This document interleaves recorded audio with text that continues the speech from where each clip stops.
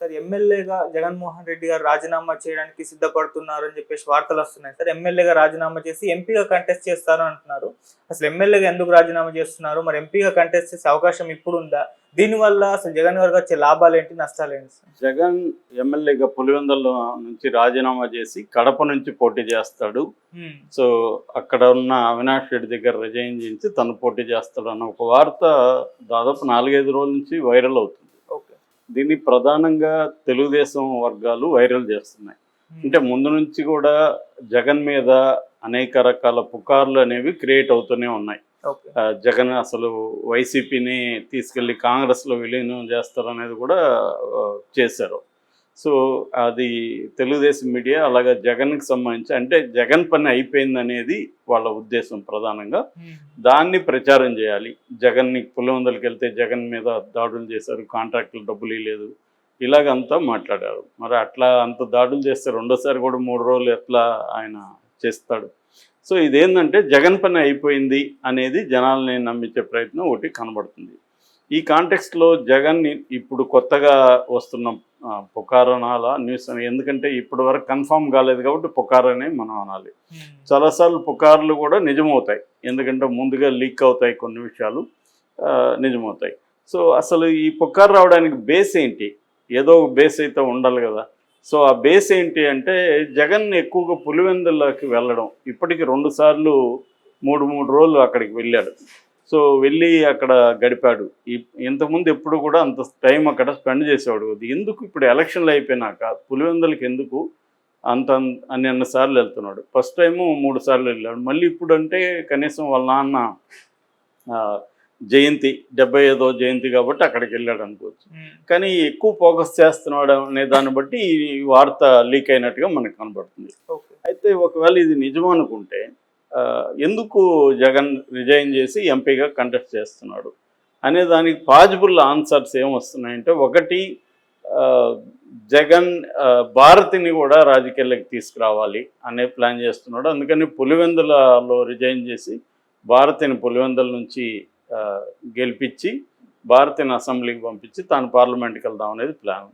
So ఒకవేళ భారతిని తీసుకురావాలంటే ఇంకొక చోట ఖాళీ చేయించి భారతిని కూడా తీసుకురావచ్చు.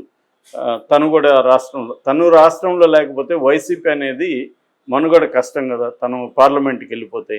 సో ఈ లాజిక్ కొంత ఇబ్బందిగా ఉంది. భారతిని తీసుకురావడం వరకు ఓకే, కానీ తను ఎందుకు ఎంపీ వెళ్తున్నాడు? రెండవ కారణం చెప్తున్నది ఏమంటే అసెంబ్లీకి వెళ్ళడం జగన్కి ఇష్టం లేదండి. అది ఖచ్చితంగా జగన్కి ఇష్టం ఉండే అవకాశం లేదు. ఎందుకంటే వీళ్ళు ఉన్నది 11 మంది, రేపు ఇందులో కూడా ఎంతమంది రాలిపోతారో తెలీదు. 2-3 మిగిలితే వాళ్ళని వేసుకొని అసెంబ్లీకి వెళ్ళడం అంటే ఖచ్చితంగా అక్కడ హ్యూమిలేట్ చేస్తారు వాళ్ళు. ఆల్రెడీ గతంలో 2014లో 67 మంది ఉన్నప్పుడే 23 మంది లాక్కొని భయంకరంగా హ్యూమిలేట్ చేశారు. దాంతో అసలు జగన్ నేను అసెంబ్లీకి రానని చెప్పి ఆయన జనంలోకి వెళ్ళిపోయాడు. సో ఇప్పుడు తెలుగుదేశం వాళ్ళు ఎన్ని మాట్లాడినా కబుర్లు పైకి హ్యూమిలేట్ చేయకుండా ఉండలేరు. సాక్షాత్తు స్పీకరే బండబూతులు మాట్లాడి ఆయన స్పీకర్నిగా పెట్టారు. సో ఆయన అసలు జగన్ ఓడిపోయాడు కానీ చావలేదని ఎవరో అంటే అవును బాగా చెప్పాడు ఈ పెద్ద ఆయన అని, పావుని అందుకనే చర్చ వరకు కొడతారు, ఇవన్నీ మాట్లాడిన వ్యక్తి రేపు జగన్ని అక్కడ మాట్లాడినిస్తాడా? జగన్ అవమానపరచుకుని ఉంటారా? ఖచ్చితంగా చేస్తారు. కానీ దాన్ని ఎట్లా ఫేస్ చేయాలనేది జగన్ చూసుకోవాలి తప్ప, అది ఫేస్ చేసి అవమానాలు జరిగినప్పుడు దాన్ని కూడా జనాలకి అర్థం చేయించి అప్పుడు బయటకు వస్తే కనీసం జగన్ పట్ల ఒక అంటే ఇతను ట్రై చేశాడు కానీ అక్కడ అవతల వాళ్ళు చేయలేదు అనేది వస్తుంది. అట్లా లేకుండా ముందే అవాయిడ్ చేస్తే ఖచ్చితంగా తన బాధ్యత నుంచి తను తప్పుకున్నట్టు అవుతుంది. ఒక ప్రతిపక్ష నాయకుడిగా జగన్ పని ఏమంటే ప్రజల సమస్యలను అసెంబ్లీలో కూడా ట్రై చేయాలి. అక్కడ ఒకవేళ కుదరకపోతే అప్పుడు జనంలోకి వచ్చి చేయొచ్చు, కానీ ఆ కుదరలేదనే విషయాన్ని కూడా అతను ప్రూవ్ చేయాల్సి ఉంటుంది.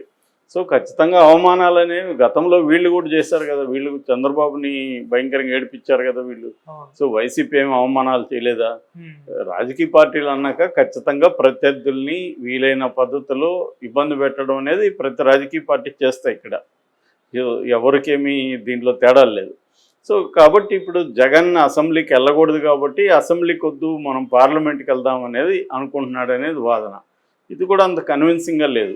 అసెంబ్లీకి పోకపోతే ప్రజల్లో పాదయాత్ర ఇంకోటో నిరసన కార్యక్రమంలో వీటిలో ఉంటారు తప్ప పార్లమెంట్ కిందకి వెళ్తాడు అనే దగ్గర ప్రాబ్లం వస్తుంది. మూడవ ఇదేంటంటే అరెస్టును తప్పించుకోవడానికి జగన్ పార్లమెంట్కి వెళ్తున్నాడు. ఇది మోడీ నుంచే సలహా వచ్చింది, అంటే బీజేపీ పెద్దల నుంచే సలహా వచ్చింది. అక్కడ అసెంబ్లీలో అంటే అక్కడ అసెంబ్లీ ఎమ్మెల్యేగా ఉంటే చంద్రబాబు రేపు పొద్దున కేసులు పెట్టి ఇరికిచ్చే అవకాశం ఉంది. పార్లమెంట్లో ఉంటే కేసులు పెట్టినా కూడా నేషనల్ లెవెల్ అది ఇష్యూ అవుతుంది. కాబట్టి కొంత ఆయన కూడా అంత ముందుకొచ్చి కేసులు పెట్టకపోవచ్చు.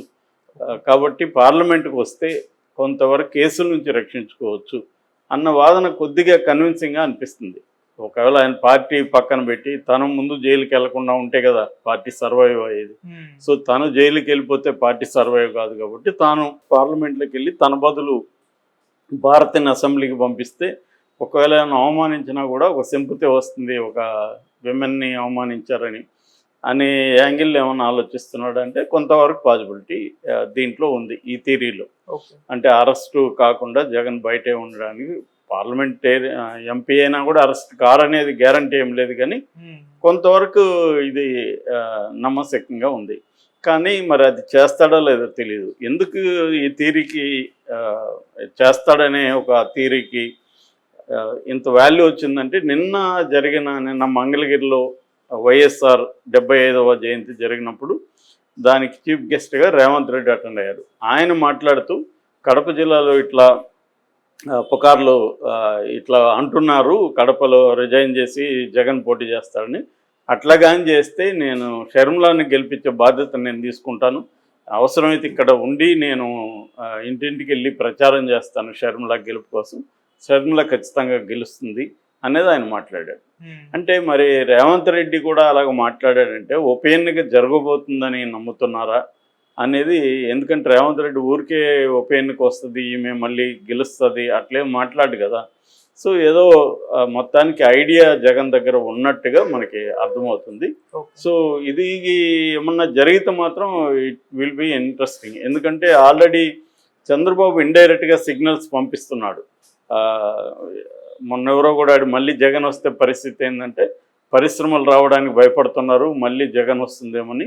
ఆ భూతాన్ని నేను, ఆ డెవిల్ అన్నాడు, ఆ డెవిల్ని నేను ఆల్రెడీ తొక్కేశాను, ఇంకా కూడా రానికుండా చూసుకుంటాను అన్నాడు. సో ఏ పద్ధతిలో చూసుకుంటాడు రానికుండా అంటే జైలుకి పంపించడం ఒకటే మార్గం. గ్యారంటీ ఏం లేదు కదా, మళ్ళీ గెలవడానికి జగన్ గ్యారంటీ ఏముంది, ఎవరు ఇస్తారు గ్యారంటీ? ఆల్రెడీ 40% ఓట్లు వచ్చాయి.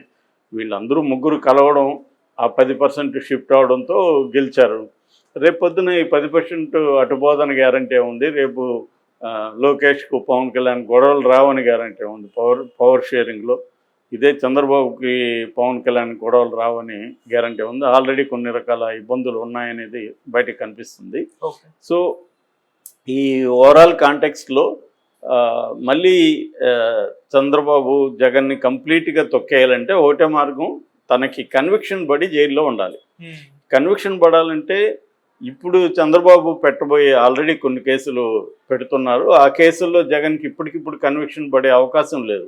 ఎందుకంటే మనం కోర్టుల్లో చూస్తున్నాము ఏళ్ల తరబడి కేసులు పెండింగ్లో ఉన్నాయి. జగన్దే 10 ఏళ్ళుగా ఉంది కేసులు, చంద్రబాబుకి అట్లాగే ఉన్నాయి. ఎవరికి కూడా కేసుల్లో త్వరగా శిక్షలు పడే పరిస్థితి ఈ దేశంలో లేదు. సో అందువల్ల జగన్కి ఇప్పటికిప్పుడే ఈయన పెట్టే కేసులు ఏమీ పడదు. మహా అంటే ముందస్తు కొద్ది రోజులు జైల్లో ఉండొచ్చు. చంద్రబాబు ఎలాగైతే 52 రోజులు ఉన్నాడో జగన్ కూడా 1 నెల 2 నెలలు 3 నెలలు పెట్టగలరు మహా అంటే. అది కూడా ఈ మధ్య ఏమైందంటే 7 ఏళ్లకి తక్కువ ఉన్న కేసుల్లో అరెస్టులు చేయొద్దని కోర్టులు చెప్తున్నాయి. నిన్న కూడా కొడాలి నాని కూడా కోర్టుకు వెళ్ళినప్పుడు పార్టీ 1A కింద నోటీస్ ఇవ్వండి కొడాలి నానికి అని హైకోర్టు చెప్పింది. కాబట్టి అన్నిట్లో కూడా 8 years పడే కేసులు పెట్టాలి. ఇప్పుడు బిఎన్ఎస్లో చూసుకోవాలి మళ్ళీ ఏ కేసులు వస్తున్నాయి ఏంటి, సో అవి చూసుకొని పెట్టాలి జగన్ మీద.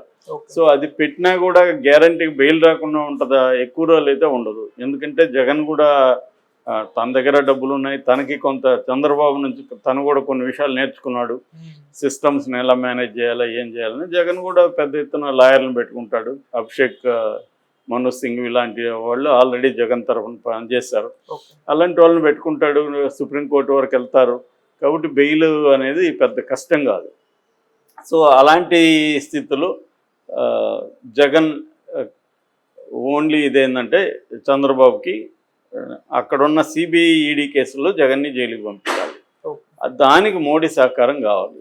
మరి మోడీ ఏమన్నా ఇటువంటి ఒక ప్రతిపాదన పెట్టాడా? నువ్వు అసెంబ్లీలో లేకపోతే అసలు చంద్రబాబుకి ఇబ్బంది లేకుండా నువ్వు ఉండు, సో దానివల్ల నేను నీకు ఇబ్బంది లేకుండా చూసుకుంటాను అనేది ఏమన్నా ప్రపోజల్ పెట్టుంటే, ఇది వైల్డ్ గెస్సే కానీ, బట్ అటువంటి రాజకీయాల్లో ఏదన్నా పాసిబుల్ కదా, అటువంటి ఉంటే తప్ప రిజైన్ చేసే ప్రసక్తి అయితే అదర్వైజ్ లేదు.